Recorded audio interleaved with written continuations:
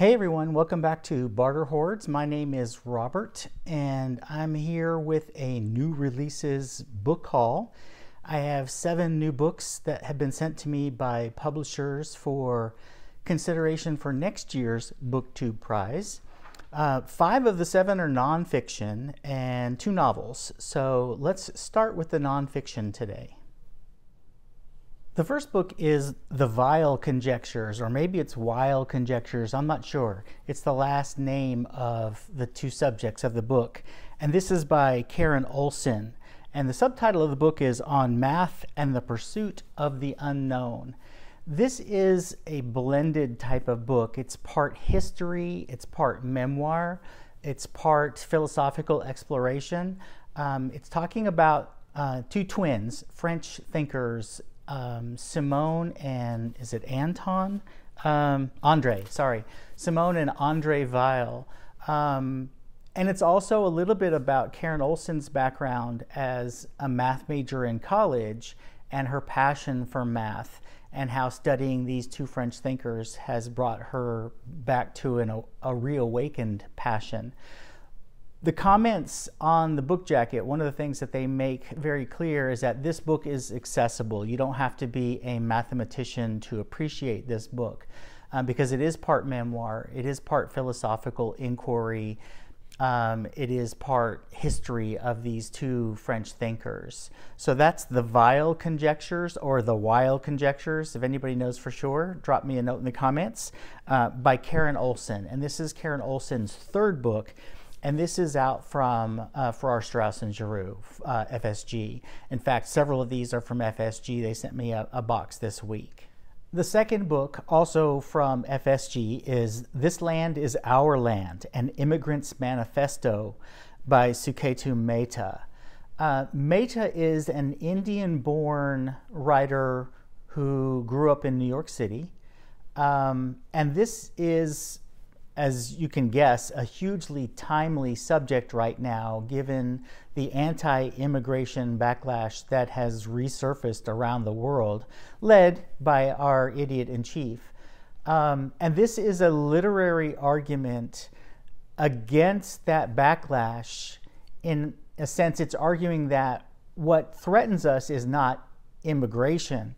What threatens us is the irrational fear of immigration that is being fanned around the world.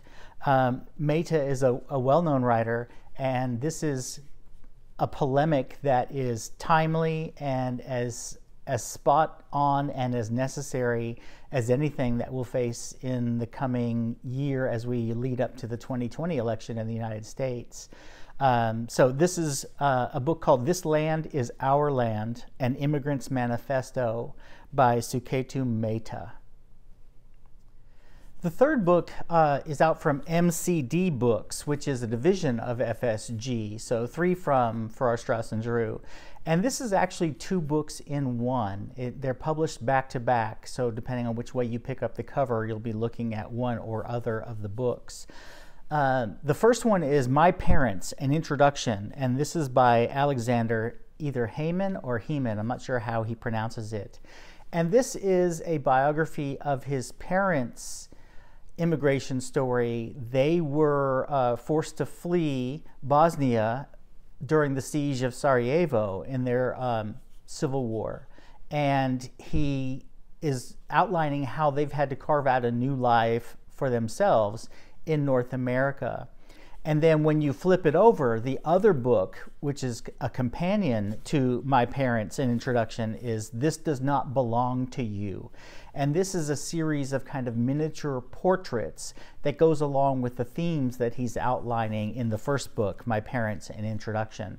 So it's a two-for one from Aleksandar Hemon, My Parents, an Introduction, and This Does Not Belong to You, coming out from, or it's already out now, from MCD Books. The next one is A Death in the Rainforest, How a Language and a Way of Life Came to an End in Papua New Guinea by the anthropologist Don Kulick. And this is out from Algonquin Books of Chapel Hill. Kulick went to New Guinea to all but embed himself in a small village because he realized that their language was gradually dying out, and he wanted to study that as it was happening as an anthropologist. And so over the next 30 years, he made a number of trips to study the culture, the people, their daily life, and the language. But during the course of his studies, he also realized that the Western world had an influence on the demise of this language and culture, and that the very act of studying it was a part of that story. And so it became an examination as much about what it means to study a culture as it was an actual study of a specific culture in New Guinea. So that is A Death in the Rainforest, How a Language and a Way of Life Came to an End in Papua New Guinea by Don Kulick.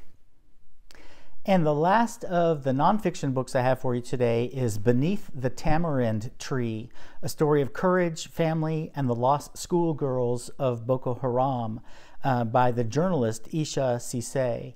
And this is published by Day Street, which is an imprint of William Morrow Books.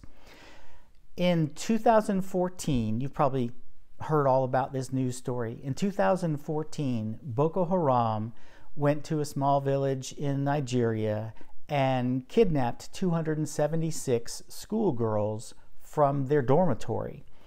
It inspired a huge outcry around the world. The hashtag Bring Our Girls Back movement grew out of this.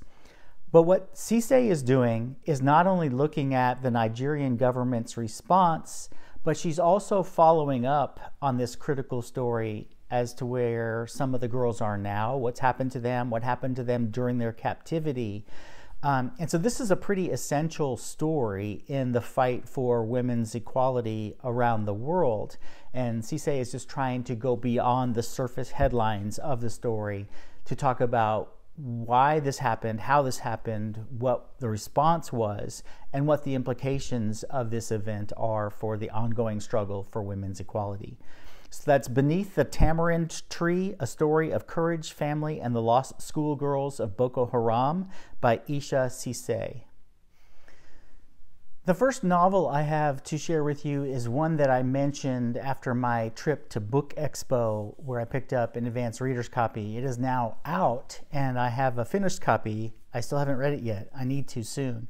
It's Home for Erring and Outcast Girls by Julie Kibler, and it's published by Crown. This is a dual timeline story. It reminds me a little bit of the dual timeline story in Colson Whitehead's new book, The Nickel Boys. This is about a home for fallen women, a home for fallen girls, girls who get pregnant mostly, in Arlington, Texas in 1903. Arlington, for those of you who aren't from that area, is in between Fort Worth and Dallas. Now if you go, Arlington, Fort Worth, and Dallas all have just kind of blended into this giant metropolis. I spent 3 years in school in Fort Worth, so I'm familiar with that area.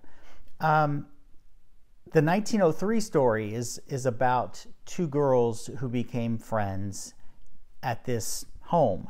And then there's a contemporary story where somebody is uncovering the stories about this home for erring and outcast girls and trying to dig up some of the secrets about this institution. And so it's one of those stories where it's an institution that everybody just took for granted at the time, but now we see it as kind of a shameful thing. When I was in Fort Worth, there was a home for unwed mothers near the high school I attended. I forget the name of it now. It's not the one that the book is based on, I don't believe. But those were pretty common in the 40s, the 50s, even the 60s, and I was in high school in the 70s.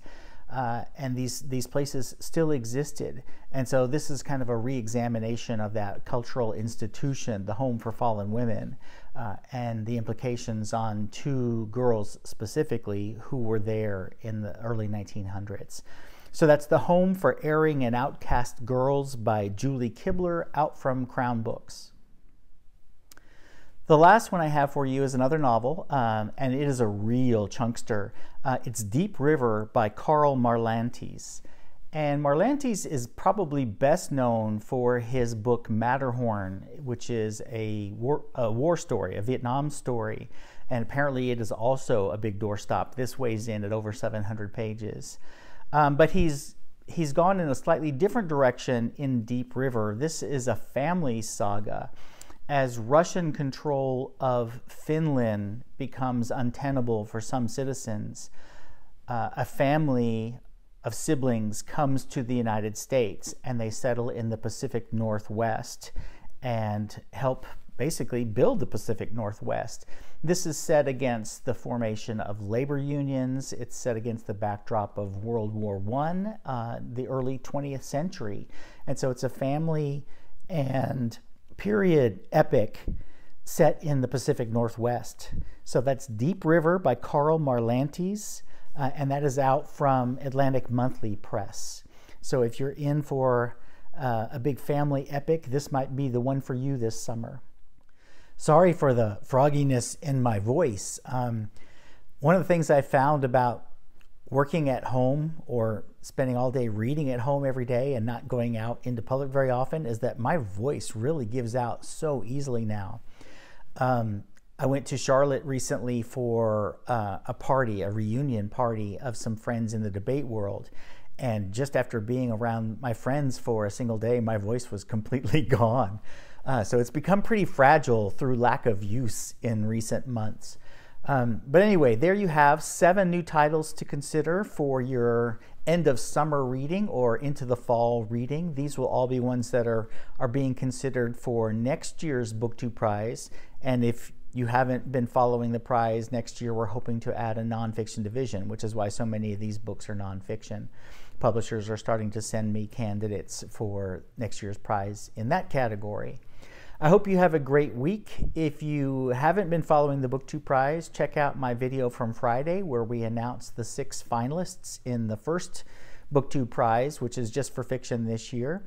But I'm really excited about the list. I'm excited about seeing how the finals play out, and I'm excited about meeting a lot of booktubers and BookTube watchers when they come to the festival that we're having, a little meetup in October here in Raleigh-Durham.